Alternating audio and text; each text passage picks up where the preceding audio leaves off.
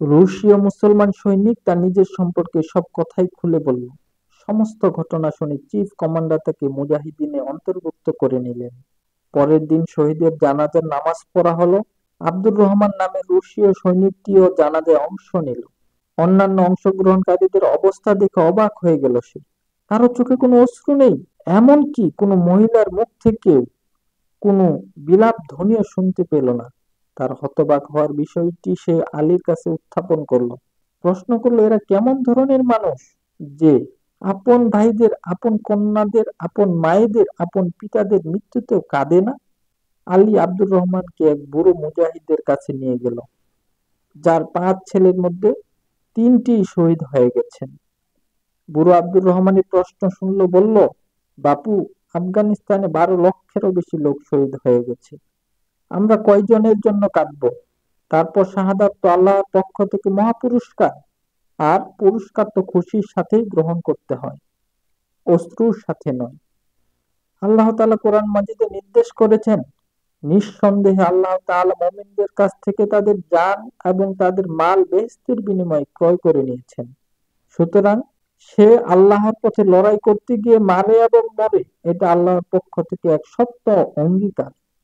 এই অঙ্গীকার কোরআনে, তাওরাতে, ইনজিলে সব কেতাবেই করা হয়েছে।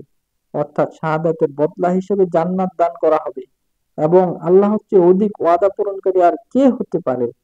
সুতরাং হে মুসলমান, নিজেদের ব্যবসার ব্যাপারে সন্তুষ্টি থাকো, যা তোমরা আল্লাহর সঙ্গেই করছো, এটাই হচ্ছে সবচেয়ে বড় সাফল্য। বৃদ্ধ মুজাহিদ আরো বললেন, বাপু, আফগানিস্তানের সব মা অশ্রু প্রবাহিত করার পরিবর্তে সন্তানদের নসিহত করে ইসলামের পতাকা সর্ব উঁচুতে তুলে ধরবে। তাতে যদি তোমার জীবন দিতে হয়, দিও।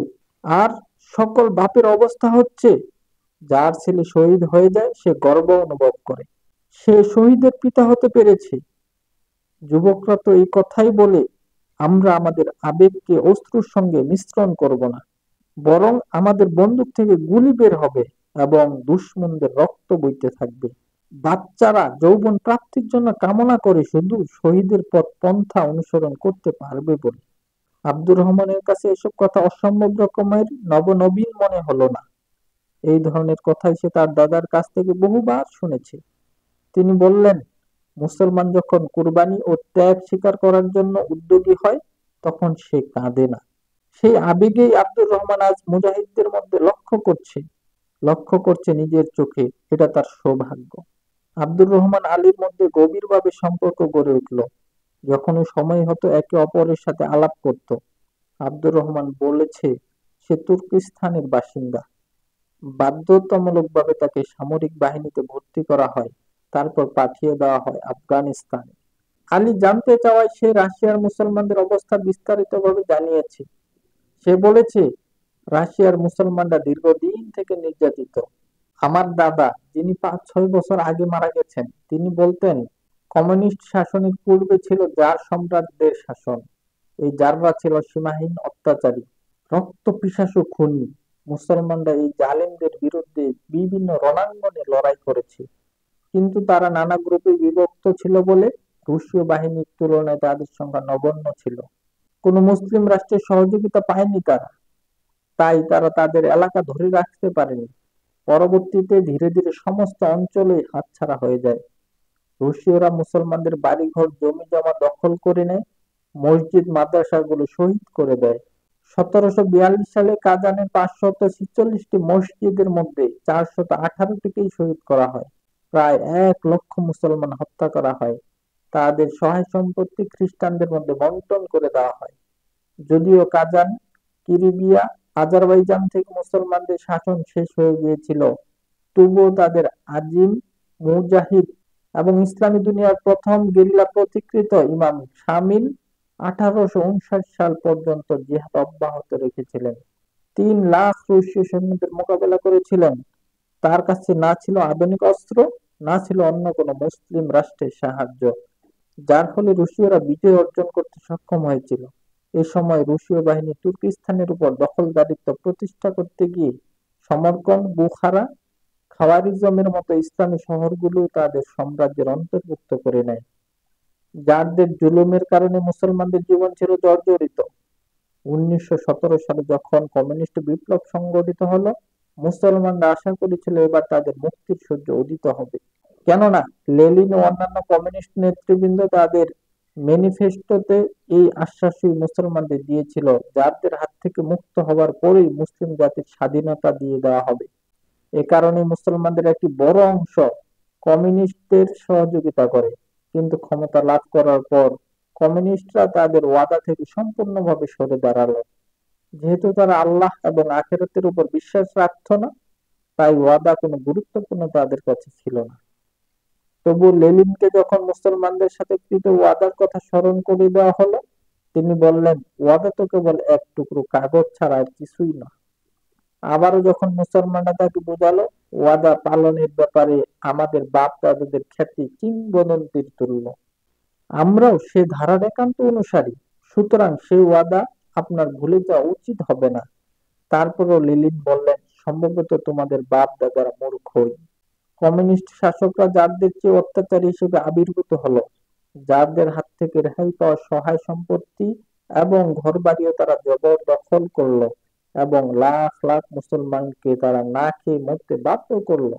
এই কঠিন অবস্থার মধ্যে মুসলমানরা জিহাদ ঘোষণা করলো, কিন্তু সময় তখন অনেক গড়িয়ে গেছে। কমিউনিস্টরা বিপুল সংখ্যক নাম সর্বস্ত্র মোল্লাদের কিনে ফেলেছে, যারা কমিউনিজমকে ইসলামের আলোকে বৈধ আখ্যা দিয়ে চলেছে।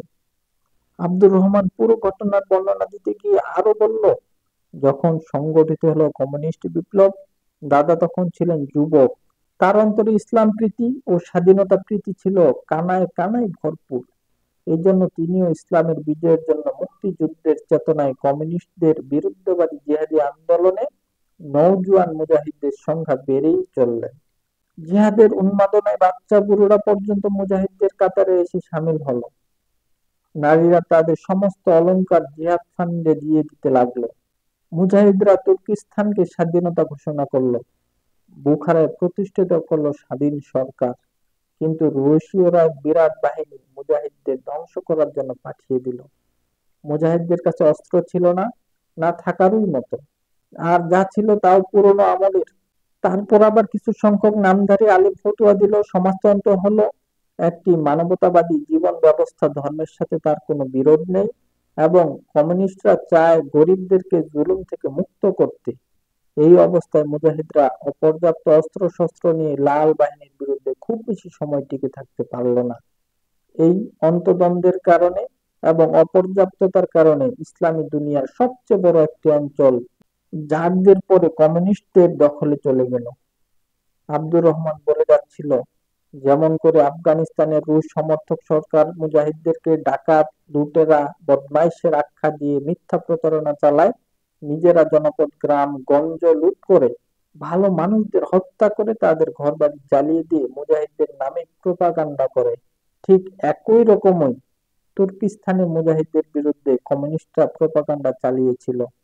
রুশীয় কমিউনিস্টরা তুর্কি মুজাহিদদের বলতো বিসিমাচি, যার অর্থ হচ্ছে লুটেরা, ডাকাত। কিন্তু রুশীয় মুসলমানরা এই শব্দটিকে নিজেদের মুক্তির সংগ্রামের প্রতীক শব্দে পরিণত করেই ছেড়েছিল। এই জন্য তাদের মুক্তির সংগ্রামকে বলা হয় 20 মার্চ আন্দোলন। আব্দুর রহমান বলছে, তার দাদা ওই 20 মার্চ আন্দোলনের সঙ্গে যুক্ত ছিলেন। কমিউনিস্টরা তার বংশের লোকদের উপর অকথ্য নির্যাতন চালিয়েছে, সমস্ত সম্পত্তি থেকে বঞ্চিত করেছে, এমনকি কোনো কোনো ঘরে তাদের অনেককে আটকিয়ে রেখে বাইরে থেকে আগুন লাগিয়ে পুড়িয়ে দেওয়া হয়েছে। ঠিক এই পদ্ধতিতেই পুড়িয়ে দেওয়া হয়েছিল তার পরদাদাকে, পরদাদি, তার ছোট ছেলেটি, নিষ্পাপ বাচ্চাদেরও, যাদের মধ্যে দাদির 2 বোনও ছিল, একটি ভাইও ছিল। তাদের সবাইকে শহীদ করা হয়েছিল জ্বালিয়ে পুড়িয়ে ছারখার করে। দাদার বড় ভাই প্রতিবাদ করেছিল বলে তাকে গ্রেফতার করে নিয়ে গিয়েছিল কমিউনিস্টরা। মাত্র 1 সপ্তাহ পরে তার লাশের সন্ধান মেলে গায়ের পাশ দিয়ে বয়ে যাওয়া একটি খালে। শরীরের বিভিন্ন অংশ আলাদা করে ফেলা অবস্থায় নৃশংসভাবে তাকে হত্যা করা হয়েছিল। পরবর্তী পর্যায়ে দাদাকে কোনো একজন প্রত্যক্ষদর্শী বলেছিলেন, কমিউনিস্টরা জোর জবরদস্তি করে একটি কাগজে সই করাতে চেয়েছিল, তাতে লেখা ছিল ঘরে আগুন লাগিয়েছে 20 মার্চরা, 20 মার্চরাই মসজিদ শহীদ করে দিয়েছে, এমনকি কোরআন মজিদও পুড়িয়ে দিয়েছে, কিন্তু কোনো ক্রমে এসব করতে রাজি না হওয়ায় তার উপর অকথ্য নির্যাতন চালানো হয়। শরীরে জ্বলন্ত লোহার দাগ দেওয়া হয়, তারপর টুকরো টুকরো করে কাটা হয় তার বিভিন্ন অঙ্গ। এভাবেই শহীদ হয়ে যায় এক মর্দে মুজাহিদ, আমার দাদা। আমার দাদা আরো বলেছেন, পরাজিত হবার পর পাহাড়ি অঞ্চলে আমরা আমাদের কেন্দ্র গড়ে তুলি। মহান মুজাহিদ ইব্রাহিম বেগ আমাদের কমান্ডার ছিলেন। আমরা গেরিলা যুদ্ধের মাধ্যমে দুশমনদের বড় ধরনের ক্ষতি করেছি, কিন্তু তাদের সংখ্যা ছিল অগণিত। অন্যদিকে আমাদের অস্ত্র ছিল পুরনো ধাঁচের। শেষ পর্যন্ত আমরা লাল বাহিনীর ঘেরাওয়ের মধ্যে পড়ে যাই। ঘেরাও প্রতিদিনই ছোট হতে থাকে, যাবতীয় রসদ শেষ হয়ে যায়। মুজাহিদরা গাছের পাতা খেয়ে জীবন বাঁচাতে লাগলো। আমাদের কমান্ডার ছিলেন অত্যন্ত বাহাদুর প্রকৃতির মানুষ। তিনি প্রায় 2000 মুজাহিদ সঙ্গে নিয়ে দুশমনদের দুর্ভেদ্য ঘেরাও শেষ পর্যন্ত ভেঙে বেরিয়ে গেলেন। তারপর আমুদরিয়া পার হয়ে তিনি প্রবেশ করলেন আফগানিস্তানে। কিন্তু তখনকার আফগানিস্তান সরকার তাকে আশ্রয় না দিয়ে বরং প্রতারণা করে রুশীয়দের হাতে তুলে দেয়।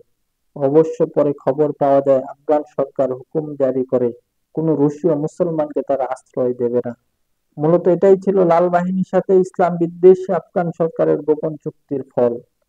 অন্যদিকে আফগানিস্তানের মাজার শরীফ প্রদেশের গভর্নরের সাথে রুশ সরকারের ছিল এক গভীর বন্ধুত্ব আতাত। সুতরাং হুকুম জারির তাৎপর্য সহজে অনুমেয়। আলী যখন এই ঘটনা শুনল তখন হতবুদ্ধি হয়ে পড়ল। প্রশ্ন করল, সত্যিই কি সে সময় আফগান সরকার রাশিয়ার মুসলিম মুসলমানদের সাথে এরকম জঘন্য ব্যবহার করেছে?